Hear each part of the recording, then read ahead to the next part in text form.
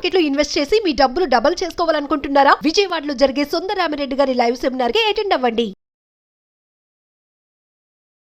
నమస్తే, welcome to Suman TV. ప్రస్తుతం మనతో పాటు ఉన్నారు psychologist, life coach, human behaviour sciences expert doctor Madhurima Reddy గారు. మేడంతో మాట్లాడదాం. నమస్తే మ్యామ్. నమస్తే నవీన గారు.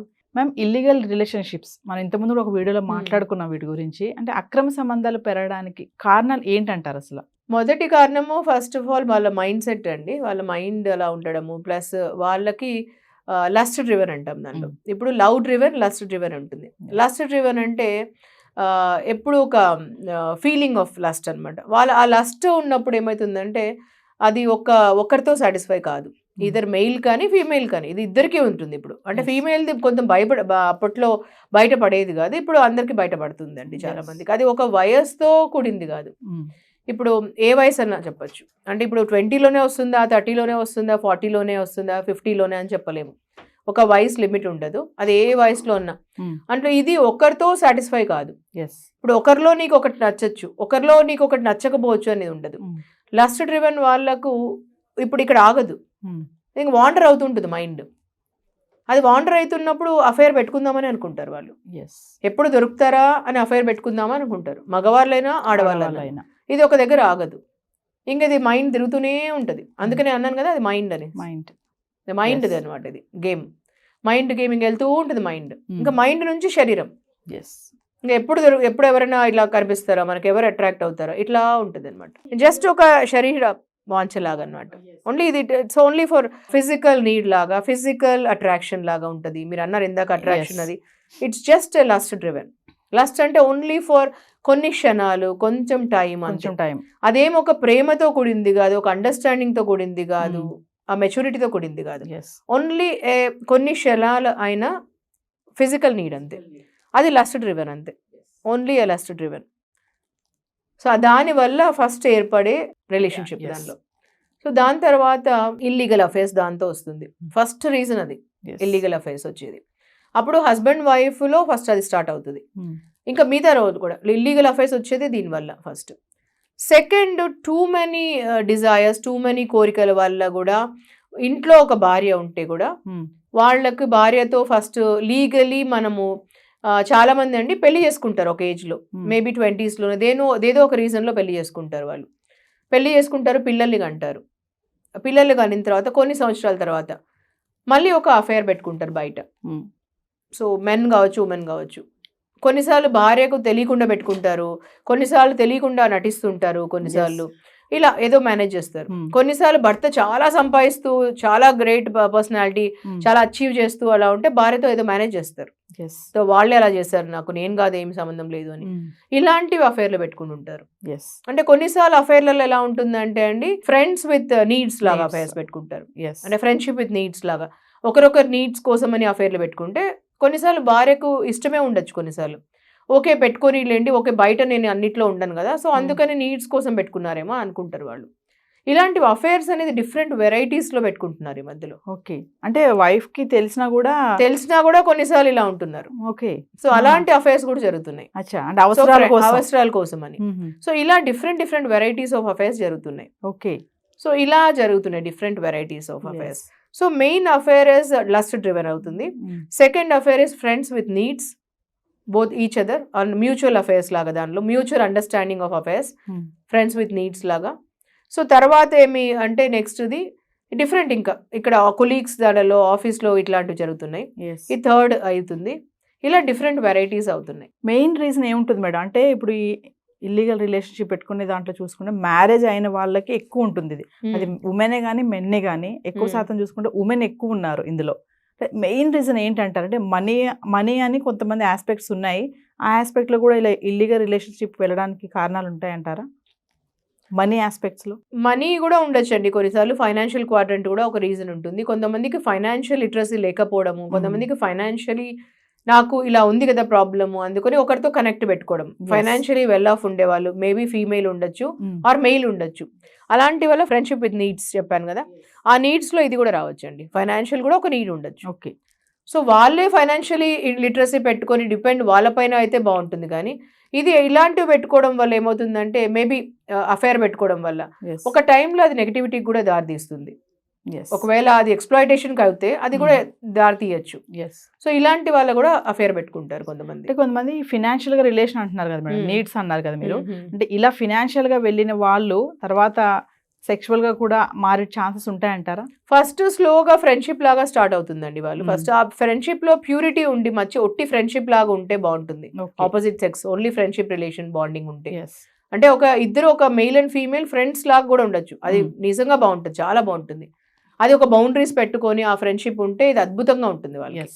సో కానీ అక్కడ వరకు లిమిటేషన్ లేకుండా దాని తర్వాత కొన్ని దానిలో వాళ్ళు అట్రాక్ట్ అవుతారు, కొన్నిసార్లు ఎమోషనలీ కనెక్ట్ అవుతారు, తర్వాత ఫిజికలీ కనెక్ట్ అవుతారు, ఇలాంటివి అవుతాయి. దాని తర్వాత ఫైనాన్షియలీ అన్ని చోట్లకు దారితీస్తుంది వాళ్ళకి. సో ఇలా కూడా కావడానికి అవుతుంది. సో వాళ్ళకి already if they are married already, ఒకవేళ men are married already, so they cannot marry her. ఇప్పుడు ఆవిడకి మ్యారీ చేసుకోలేరు కదా, మెన్ ఆల్రెడీ మ్యారీ అయి ఉన్నప్పుడు వాళ్ళకి they just want to have her as a normal physical relationship మాత్రమే పెట్టుకోవాలనుకుంటారు. ఎందుకంటే వాళ్ళకు ఫ్యామిలీ ఆల్రెడీ ఉంది, they are happy with family. భార్య ఉండాలి, పిల్లలు ఉండాలనుకుంటారు, లీగలీ సొసైటీలో అలా ఉండాలనుకుంటారు. కానీ ఈ అమ్మాయితో కూడా ఉండాలనుకుంటారు. సో అది ఎన్ని రోజుల వరకు వెళ్తుంది? ఫస్ట్ స్టార్ట్ చేసినప్పుడు ఈ అమ్మాయికి బాగానే ఉంటుందండి. తర్వాత ఈ అమ్మాయికి ఏమనిపిస్తుంది, నన్ను కూడా పెళ్లి చేసుకుంటే బాగుంటుంది అనిపిస్తుంది. అక్కడ ప్రాబ్లం వస్తుంది. మ్యారేజ్ అనేటప్పుడు ఎగ్జాక్ట్లీ అక్కడ నుంచి ప్రాబ్లం వస్తుంది ఈ అమ్మాయికి. సో ఈ అమ్మాయికి అప్పుడు ఇష్టం ఉండదు, అంటే రిలేషన్ ఇలానే ఉండాలనుకుంటారు వాళ్ళు. Exactly marriage. సో ఇది క్లారిటీ ఫస్ట్ నుంచి పెట్టుకుంటే బాగుంటుంది. ఎక్స్పెక్టేషన్స్ ఫస్ట్ నుంచే పెట్టుకుంటే, నాకు మ్యారేజ్ కావాలి, ఇంపార్టెంట్ నాకు మ్యారేజ్ అని అనిపించి ఫస్టే క్లారిటీ ఇస్తే బాగుంటుంది. ఆ ఫస్టే ఆ బౌండరీస్ డ్రా చేసుకుంటే బాగుంటుంది. లేదంటే చాలా మంది గిల్ట్ ఫీల్ అయిపోయి తర్వాత ఆ గిల్ట్ నుంచే లోన్లీనెస్ వస్తుంది, డిప్రెషన్ వస్తుంది, అవి ప్రాబ్లమ్స్ అవుతాయి. కానీ మెన్ తొందరగా మూవ్ ఆన్ అవుతారు. వాళ్ళకి ఈజీ అండి, ఎందుకంటే వాళ్ళకి ఆల్రెడీ క్లారిటీ ఉంటుంది, నా భార్య ఉంది, నా పిల్లలు ఉన్నారు. కానీ ఉమెన్ కి it is very difficult to move on. వాళ్ళకు నన్ను ఎక్స్ప్లాయిట్ చేశారేమో అని ఒక ఫీలింగ్ వస్తుంది. ఆల్రెడీ వాళ్ళకి భార్య పిల్లలు ఉన్నారు కదా, మరి నా లైఫ్ లోకి ఎందుకు వచ్చారు? నా లైఫ్ లోకి వచ్చింది నన్ను ఒక పర్పస్ గా, నన్ను గేమ్ లాగా వాడుకోవడానికే కదా, నన్ను వాడుకొని ఎక్స్ప్లాయిట్ చేయడానికే కదా అని ఒక ఫీలింగ్ ఉంటుంది. నాతో అఫేర్ పెట్టుకొని నన్ను గేమ్ లాగా కానీ.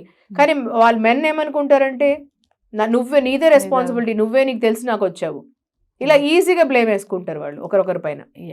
సో ఆ ఒకరొకరి పైన బ్లేమ్ వేసుకున్నప్పుడు మూవ్ ఆన్ ఎవరైతారు ఫాస్ట్ అంటే సమ్ టైమ్స్ మెన్ అవుతారు, some times very slow women అవుతారు. కొన్నిసార్లు ఏమంటే డ్రింకింగ్ అండ్ స్మోకింగ్ లోకి వస్తారు. మనం మహానటి గారిది చూసాము, ఆల్రెడీ ఉమెనైజర్ అని తెలిసి కూడా ఆవిడ పెళ్లి చేసుకున్నారు, ప్రేమించారు, పెళ్లి చేసుకున్నారు. ప్రేమించడానికి ముందే చెప్పాడు అతను, నాకు ఇలా భార్య ఉంది, పిల్లలు ఉన్నారు అని చెప్పేసి. ఆవిడకి తెలిసి పాపం పెళ్లి చేసుకున్నారు. ఆ రోజు పెళ్లి చేసుకున్న తర్వాత ఆవిడ ఎక్స్పెక్ట్ చేశారు మారుతారేమో ఇట్లా అని చెప్పేసి. కానీ ఏమైంది, మారుతారేమో అని ఎక్స్పెక్ట్ చేసిన తర్వాత ఆవిడకి ఆల్రెడీ పిల్లలు పుట్టిన తర్వాత మహానటి గారికి ఆవిడ సక్సెస్ అయ్యారు, అవార్డు తీసుకుంటున్నారు. అలా ఉన్నప్పుడు ఇందాక మనం టాక్సిక్ రిలేషన్షిప్లో మాట్లాడాం, మనము we need to celebrate our life with those people who celebrate us. So ఎప్పుడైతే కొంచెం తేడా వచ్చిందో సక్సెస్లో, హీ ఫెల్ట్ వెరీ జెలస్ కదా, అక్కడ సక్సెస్ దగ్గర ప్రాబ్లం అయిపోయింది. దాని తర్వాత ఆల్రెడీ ఉండే క్వాలిటీస్, ఉమెనైజింగ్, లస్ట్ డ్రివెన్. ఉమెనైజింగ్, ఇంత మహానటి అని ప్రేమించి పెళ్లి చేసుకొని ముందుండే క్వాలిటీ ఏంది? ఉమెనైజింగ్. నాకు వీక్నెస్, నాకు బలహీనత అని చెప్పాడు. అంటే ఉమెనైజింగ్ అనేది, లస్ట్ డ్రివెన్ అనేది బలహీనత. అప్పుడు ఏమన్నా సావిత్రి, ఇప్పుడు కొత్త ఏంటి అని అడిగాడు. ఇప్పుడు ఎందుకు కొత్త, ఇప్పుడేంటి కొత్త, నాకు ముందు కూడా ఉన్నింది కదా అని అడిగాడు. అంటే అప్పుడు ముందు నీకు సావిత్రి లేదు కదా జీవితంలో, ఇప్పుడు పెళ్ళైన తర్వాత ఇప్పుడు నేను సావిత్రి గణేష్ని. ఆ మాట చాలా బాధ అనిపిస్తుందండి ఆ సినిమా చూసినప్పుడు. మహానటి, అప్పుడు ముందు నువ్వు నువ్వు గణేష్వి, ఇప్పుడు నేను సావిత్రి గణేష్ని, నువ్వు పెళ్లి చేసుకున్నావు నన్ను, అంటే నేనున్నా కూడా నీకు మరి ఇంకొక అమ్మాయి కావాల్సి వచ్చింది, నీ ప్రేమ అక్కడికి ఆగలేదు. సో నేనున్నా కూడా ఇంకొక అమ్మాయి కూడా కావాల్సి వచ్చింది, నీకు ఒక వేరే ప్రాస్టిట్యూట్ కూడా కావాల్సి వచ్చింది అని అర్థం. అంటే నేను ఇవ్వలేనిది ఒక ప్రాస్టిట్యూట్ నీకు, అంటే దాని పేరు ఏంటి అంటే, అక్కడ లస్ట్ డ్రివెన్ వాళ్ళు అక్కడ ఆగరు ఒకరు. అది ఉన్నప్పుడు మనకు దాని పేరు మైండ్ అండి. ఆ మైండ్ వాండరింగ్ చేస్తూ ఉంటుంది. అది ఉన్నప్పుడు క్వాలిటీ ఏంటంటే మనకు ఆ వ్యసనం అంటాం దాని పేరు. అది కూడా ఒకటి డ్రగ్, స్మోకింగ్, డ్రింకింగ్, దానిలాగా మైండ్ ఇట్లా వాండరింగ్ చేస్తుంటుంది. అది చేసినప్పుడు ఏమవుతుందంటే అక్కడ ఆగదు. అది ఎంత అందమైన అమ్మాయి ఉన్నా భార్య, అది ఆగదు అక్కడ, ఒకరితో అయిపోదు, అది ఆగదు అక్కడ. అది వాండరింగ్, ఆ సిచ్యువేషన్ వచ్చినప్పుడు అది అఫేర్ పెట్టుకుంటుంది వెళ్ళి. సో ఇంత అద్భుతమైన సక్సెస్ఫుల్ ఉమెన్ మహానటి గారు. మహానటి అద్భుతం, నాకు one of the most favourite. Mahanati గారు. సో ఆవిడలాగా ఇంకా ఎవరు పుట్టలేరు, అసలు అంత మంచిగా ఎవరు అసలు చేయలేరు. Yes. అలా ఉండే ఆవిడ అంత అందగత్తె, అంత మంచి యాక్ట్రెస్ అలా ఉన్నా కూడా లాస్ట్ చివరికి ఏమైందండి, చివరికి మిగిలేది అంత Loneliness. డ్రింకింగ్లో అలా అయిపోయేసి ఆవిడ యాక్సెప్ట్ చేయలేక, మనం ఇందాక అన్నీ మాట్లాడుకున్నప్పుడు ఆవిడ యాక్సెప్ట్ చేయలేకపోయారు, Hmm. బ్రేకప్ని యాక్సెప్ట్ చేయలేకపోయారు, అతనితో ముందరికి వెళ్ళలేకపోయారు. Yes. అది ఎంత తొందరగా యాక్సెప్ట్ చేసి ముందరికి వెళ్తే అంత ముందరికి బాగుంటుంది, కానీ యాక్సెప్ట్ చేయలేకపోయారు. చేయలేకపోయారు, అక్కడతో ఎండ్ అయిపోయింది. ముందు ఉమనైజర్ అతను, ఇప్పుడు కొత్త ఏముంటుంది ఇంకొక, కానీ అప్పుడు జెమిని, అప్పుడు నువ్వు గణేష్ గణేష్. గణేష్ అప్పుడు, ఇప్పుడు నేను ఆ. సావిత్రి గణేష్. సో ఇక్కడ క్లాషెస్ వచ్చేసి అక్కడ ఆగిపోయేసి ఆవిడ డ్రింకింగ్ అన్నిటికీ వచ్చేసేసి ఇలా అఫైర్స్ అనేది దీని నుంచి వస్తాయి. ఎస్, లస్ట్ డ్రివెన్ ఫస్ట్, ఇలా ఫస్ట్ సక్సెస్కి మళ్ళీ ఈగోస్ వల్ల వస్తాయి, ఒకరిపైన ఒకరికి ఈగోస్ వల్ల. సో అలా డ్రివెన్ వల్ల వస్తాయి. తర్వాత హస్బెండ్, ఇంకొకటి ఏంటంటే హస్బెండ్ వైఫ్ మధ్యలో సరిగా అండర్స్టాండింగ్ లేకపోవడం, ట్రస్ట్ లేకపోవడం, ఎస్, కన్వర్సేషనల్ కమ్యూనికేషన్ లేకపోవడం. హస్బెండ్ వైఫ్ అంటే ఎవ్రీడే అట్లీస్ట్ 1 hour కమ్యూనికేషన్ ఉండాలి, కన్వర్సేషనల్ కమ్యూనికేషన్. దానివల్ల అండర్స్టాండింగ్ పుడుతుంది, దానివల్ల ప్రేమ పుడుతుంది. ఆ ఫ్రెష్నెస్ ఇంపార్టెంట్ ఇద్దరిలో. ఎస్, రోజు రోజుకి ఒక కొత్త ప్రేమ రావాలి ఇద్దరిలో, అప్గ్రేడ్ అప్పుడే ఉంటుంది, ఆ కొత్తదనం ఉంటుంది ఎప్పుడు. లేదన్నా అనుమానాలు వస్తాయి. ఎగ్జాక్ట్లీ, ఆ కొత్తదనం ఉంటుంది. ఈ రోజు కొత్తగా పుట్టినలాగా ఉండాలి ప్రేమ. అలా ఇద్దరిది రెస్పాన్సిబిలిటీ, హస్బెండ్ ది రెస్పాన్సిబిలిటీ అండ్ వైఫ్ ది రెస్పాన్సిబిలిటీ. ఎవ్రీడే లవ్ న్యూగా Exactly. ఉండాలంటారు. Thank you. థ్యాంక్ యూ అండి.